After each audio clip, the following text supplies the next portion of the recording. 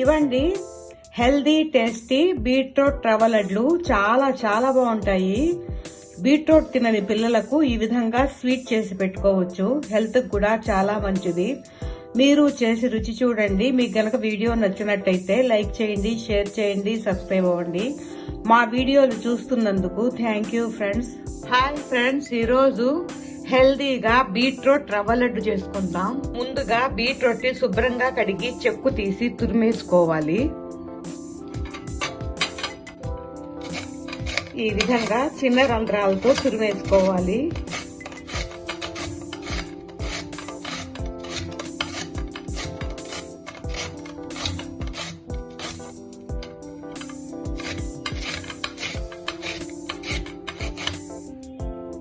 ఈ విధంగా తురిమేసుకొని ఇప్పుడు దీనిలో నుంచి 1 కప్పు తురుముని పక్కన పెట్టేసుకోవాలి.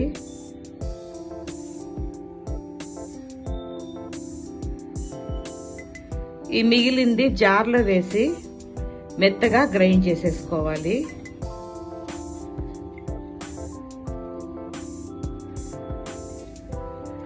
నీళ్లు పోయకుండా గ్రైండ్ చేయాలి.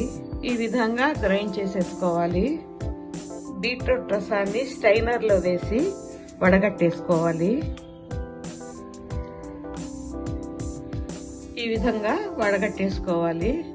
1/2 కప్పు రసం వచ్చిందండి, సరిపోతుంది. ఇప్పుడు 1/2 చిప్ప పచ్చి కొబ్బరిని వెనక చెక్కు తీసేసి ముక్కలుగా చేసి గ్రైండ్ చేసేసుకోవాలి.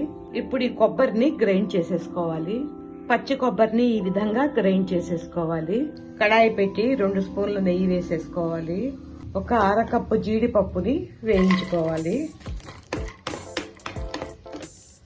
ఇవి కొంచెం వేగాక 1/4 కప్పు ఎండు ద్రాక్ష వేసి వేయించేసుకోవాలి. ఇవన్నీ వేగిపోయాయి, కప్పులోకి తీసేసుకోవాలి.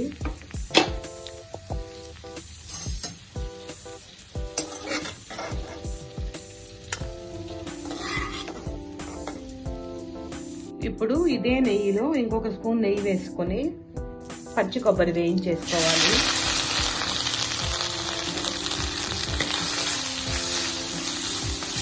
ఇది కొంచెం వేగాక బీట్రూట్ తురుము కూడా వేసి వేయించేసుకోవాలి.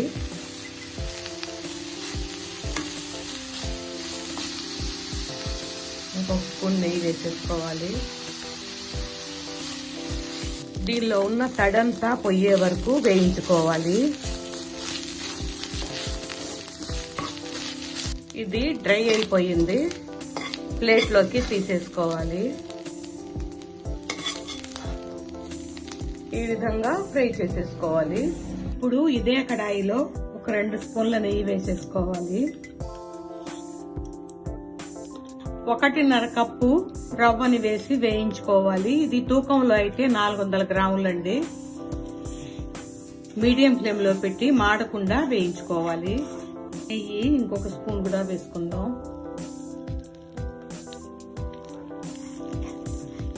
రవ్వ దోరగా వేగింది. ఈ 1/2 కప్పు బీట్రూట్ రసాన్ని పోసేసుకోవాలి. ఇది పచ్చి వాసన పోయే వరకు వేపుకోవాలి. ఈ విధంగా బాగా వేపేసుకోవాలి. ఇప్పుడు మనం ముందుగానే వేయించి పెట్టుకున్న కొబ్బరి బీట్రూట్ తురుము వేసేసుకోవాలి. జీడిపప్పులు, ఎండు ద్రాక్ష, ఇలాచీ పౌడరు 1 స్పూను బాగా కలిపేసుకోవాలి.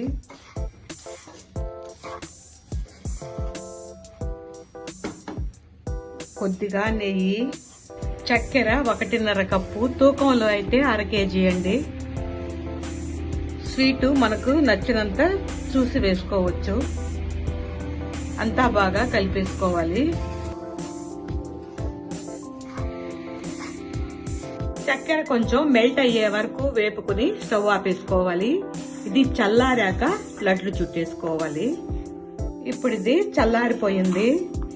వీటిల్లో బీట్రూట్ జ్యూసు, బీట్రూట్ తురుము, పచ్చి కొబ్బరి తురుము వేసాం కాబట్టి స్మూత్ గా టేస్టీగా వచ్చాయి. చల్లారిపోయింది. ఇప్పుడు లడ్లు చేసుకుందాం.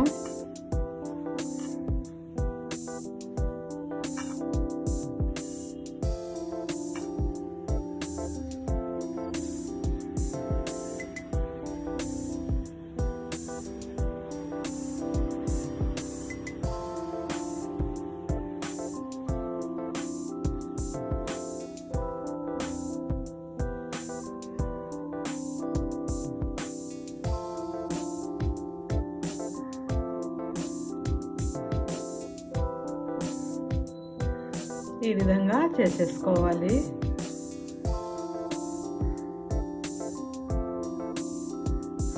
ఈ విధంగా చేసేసుకోవాలి. ఇవండి హెల్దీ టేస్టీ బీట్రూట్ రవ్వ లడ్లు. చాలా చాలా బాగుంటాయి. హెల్త్ కూడా చాలా మంచిది.